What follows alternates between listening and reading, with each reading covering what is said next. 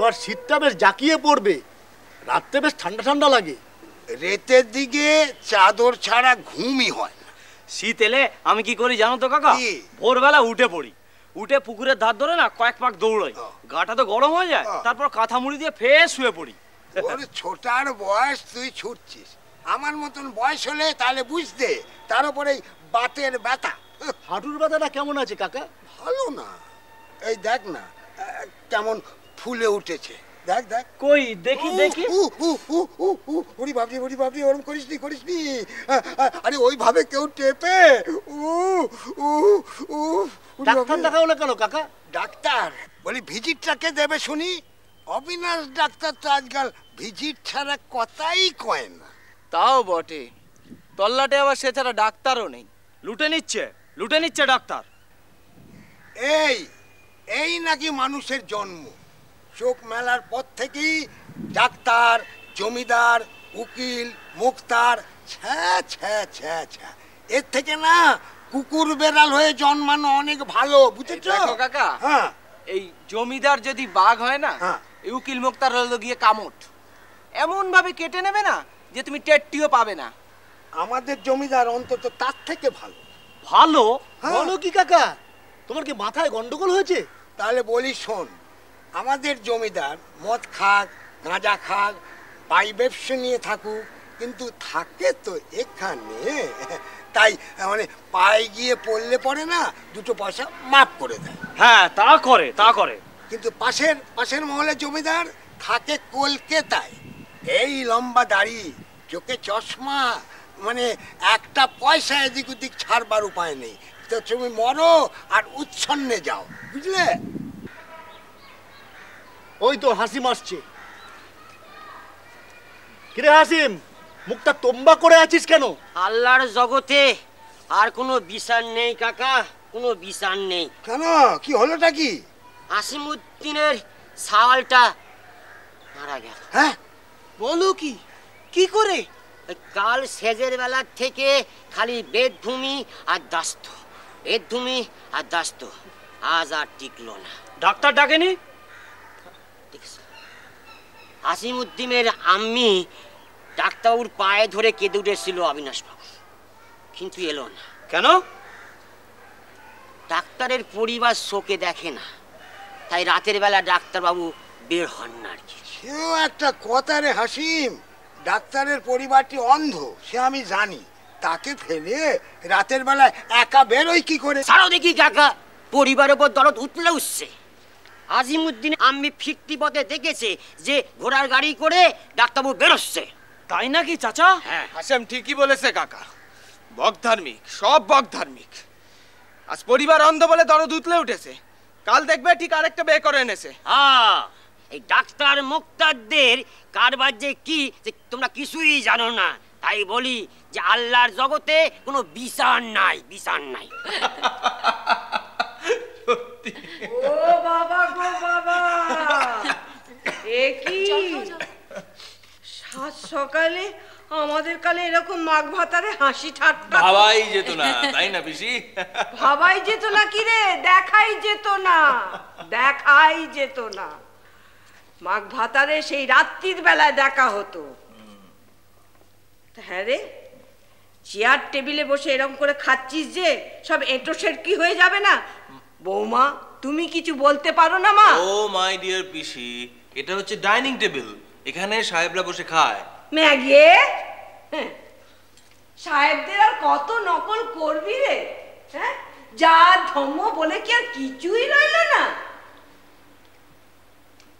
তোকে আর কি দোষ দেব, তুই হচ্ছিস পুরুষ মানুষ, তোর তো আর এসব দেখা কাজ নয়। এসব কাজ হচ্ছে দেখার অন্দর মহলের মানুষদের। তা সেই যখন কিছু বলে না তখন তো পিসি,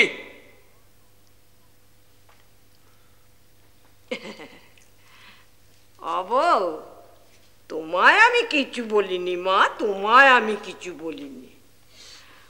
অবু, তুই বড় ভাগ্যবান রে, তোর বউ তোকে দেখতে পায় না, তাই তো তুই যা ইচ্ছে চাই করছিস। দেব না বউ, আমি এখন এসে গেছি। অবুর পায়ে বেরি পরিয়ে তবে আমি ছাড়ব। তোমার ভাইপো, তুমি যা খুশি করো না, আমায় শোনাও কেন? উমা গো মা, ভালো করতে গিয়ে তো দেখছি মন্দ কথা শুনছে। যার জন্যে করি চুরি সেই বলে চোর। তোমাদের আজকালকার মেয়েদের কথা আমি এখন বুঝিনি বাবু। আমাদের কালে শোনো পিসি, তুমি একটা কাজের কথা শোনো। দেখো, আমি ডাক্তার মানুষ, আমাকে দিনরাত রুগী দেখতে ছুটতে হয়। তো বাড়িতে থাকার মধ্যে ওই এক পোস্তর মা, তাও তো সে রাতের বেলা থাকে না। তা তোমার সন্ধানে এমন কোনো ভদ্র ঘরের মেয়ে আছে যে যে ওকে একটু সঙ্গ দিতে পারে রাত দিন? তাহলে আমি একটু নিশ্চিন্তে রুগী দেখতে বেরোতে পারি।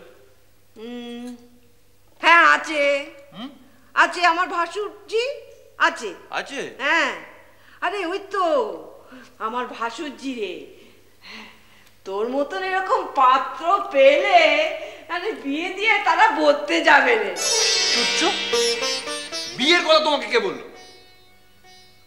তুই কি রে অবু, তুই কি ভদ্রঘরের মেয়ে এমনি এমনি কি তোর বাড়িতে থাকতে আসবে নাকি? তোর কি সমাজ সংস্কারের ভয় বলে কিছু নেই? উফ, তোমার সঙ্গে কথা বলতে যাওয়াটাই দেখছি ঝক মারি। কই পোস্তর মাকে চাটা দিতে বলো। আমি এক্ষুনি দেখে আসছি। হ্যাঁ।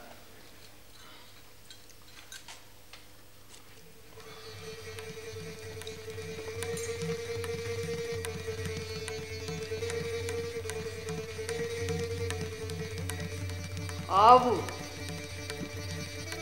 অবু কি বলছিলাম কি, ওই আমাদের হিমুর বাবাকে তাহলে তারটা করে দিবি?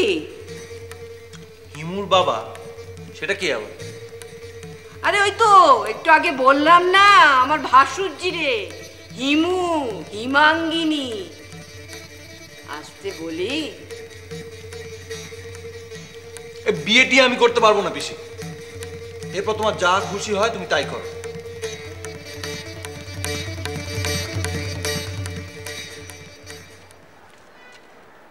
ও পিয়ন দাদা, পিয়ন দাদা, ও পিয়ন দাদা, দাঁড়াও না।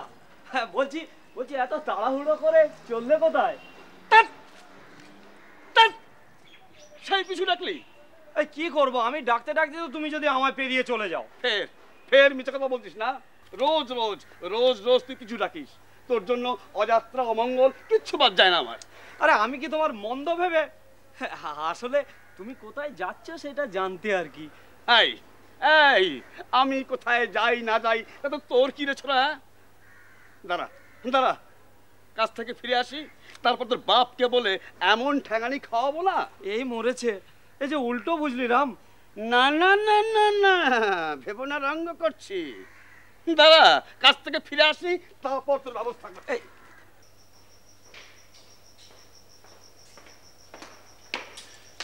শোনো বিপিন, তোমাকে একবার পোস্ট অফিসে যেতে হবে, বুঝলে? একটা টেলিগ্রাফ করতে হবে, তার সব বয়ান আমি লিখে দিয়েছি, পোস্টমাস্টারকে দেখালেই হবে, ঠিক আছে? আর শোনো, কাল বা পরশু আমার এক আত্মীয়া আসবেন, বুঝলে? একজন অল্প বয়সী মহিলা আর কি। তো আমি তো এদিকে ব্যস্ত থাকবো, তুমি কি একবার ঘাট থেকে ওনাকে আনতে পারবে? হ্যাঁ হ্যাঁ, কখন যেতে হবে বলবেন? হ্যাঁ, সে আমি বলে দেবো। আচ্ছা আচ্ছা। ডাক্তারবাবু, কি হল? ওছিমুদ্দিনের ছেলেটা না মারা গেল। কে ওছিমুদ্দিন?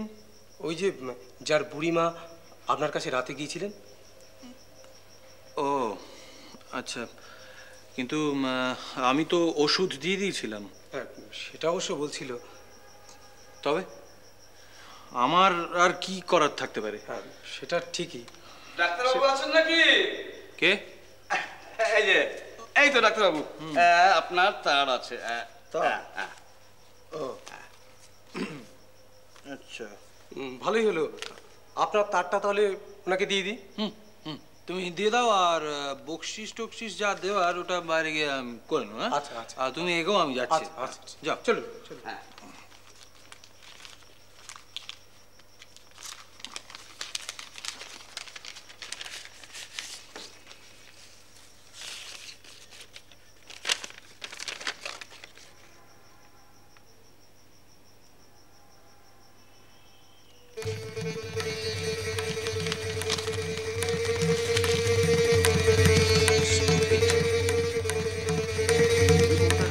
সময় পেল না।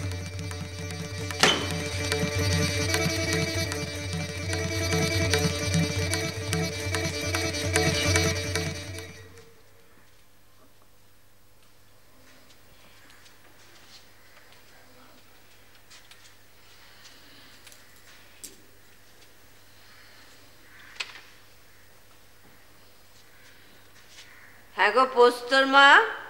হ্যাঁ পিসি। সেদিন যে নতুন গুড়ের পাটালিটা দিয়ে গেল, তার কোনার দিকটা ওরকম ভাবে ভেঙে গেল কি করে শুনি? তা তো জানি না পিসি।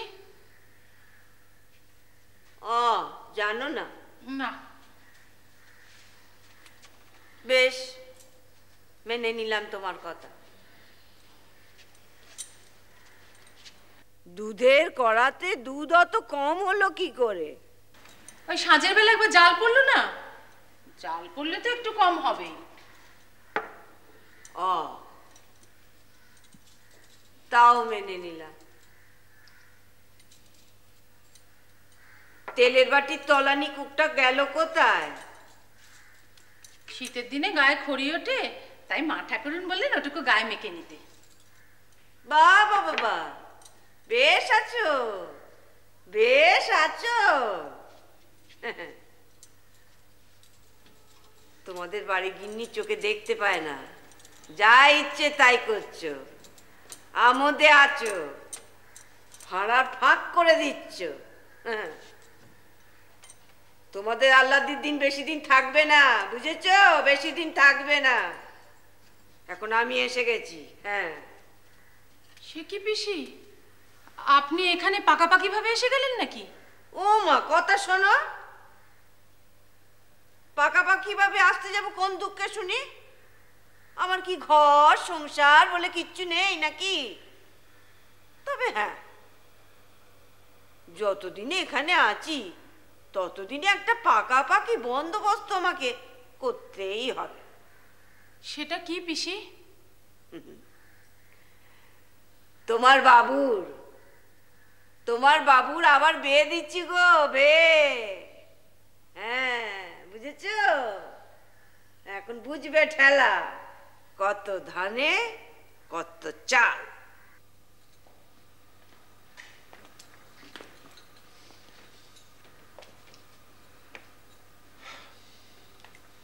কুমু,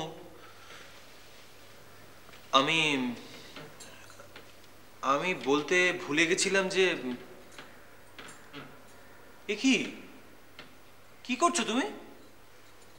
রোজ যা করি, ঘর গোছাচ্ছি। কেন? এখন তো পিসি রয়েছে। সংসারটা কার, আমার না পিসির? কি যেন বলছিলে? হ্যাঁ, ভুলে গেছো বলতে? ও হ্যাঁ, আমি একদম বলতে ভুলে গেছিলাম যে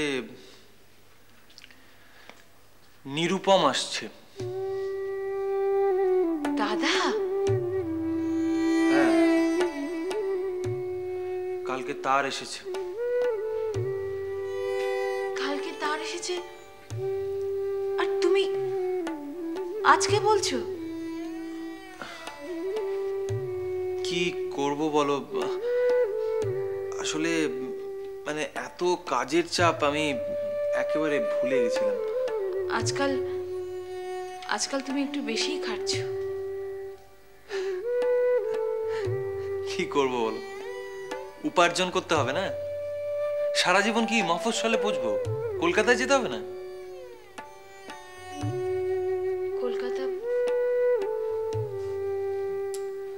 কলকাতা আমার ভালো লাগে না। কি যে বলো, কলকাতাই তো জীবন। বন্ধু বান্ধবদের চিঠিতে জানতে পারি কত কি পাল্টে যাচ্ছে। এখন নাকি লোকে স্ত্রীকে নিয়ে গড়ের মাঠে হাওয়া খেতেও যায়। এটাই তফাৎ। এখানে আলাদা করে হাওয়া খেতে যেতে হয় না। হাওয়াটা এখানে এতটা দুর্লভ হয়ে ওঠেনি।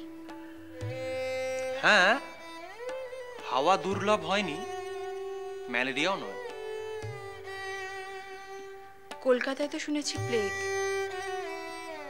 সেটা অন্তত এখানে নেই। না, তোমার সঙ্গে কথায় পারার জো নেই। যাকে আমি বেরোচ্ছি, জমিদারের কল এসেছে। তোমার তো অসংখ্য রুগী, ওই একটা বিশেষ রুগীকে না দেখলেই না। ডাক্তারের ধর্মই হলো রুগী দেখা। কিন্তু ওনার রোগগুলো যে কোন পথে অর্জিত তা তো তোমার জানতে বাকি নেই। কুমু, আমার কাজ শুধু চিকিৎসা, তার বাইরে আমি নাক গলাই না। আর তাছাড়া এই বিশেষ রুগীটি ভালো দক্ষিণাও দেন। তোমাকে তোমাকে অনেকদিন ধরে একটা কথা বলবো ভাবছি, আজ তা বলার সময় হয়েছে। সময় কম লাগলে এখনই বলতে পারো।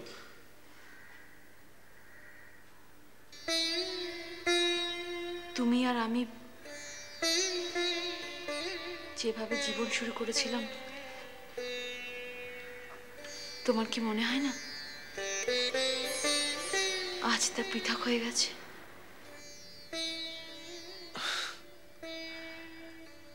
পরিবর্তনই হলো সংসারের ধর্ম। মানি টাকা কড়ি রূপ যৌবন সবেরই পরিবর্তন হয়, কিন্তু অক্ষয় কি কিছুই থাকে না?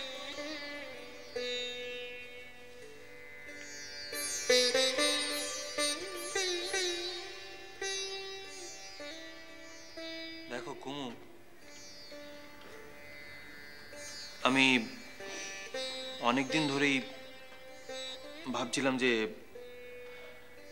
তোমাকে একটা কথা বলবো। মানে দেখো, অন্যদের স্ত্রীরা সত্যিকারের অভাব নিয়ে দুঃখ বোধ করে। কারোর স্বামী হয়তো উপার্জন করে না, কারোর স্বামী হয়তো হয়তো ভালোবাসে না,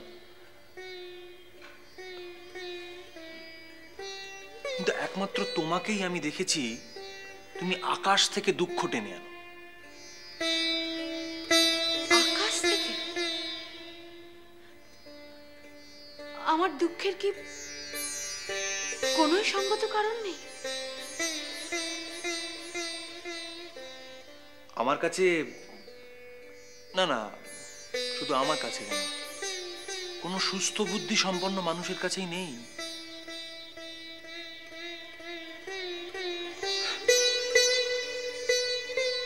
যাকে আমি বেরোলাম।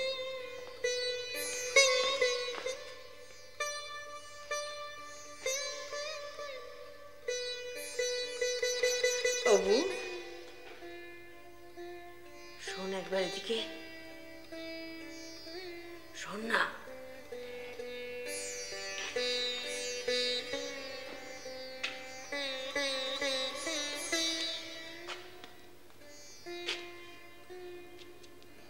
হ্যাঁ, তার করেছিলি?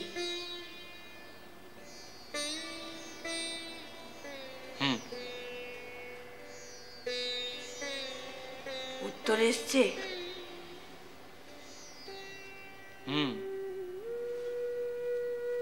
আসছে?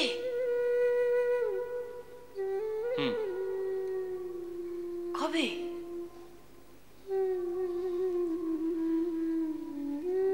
কাল সকালে।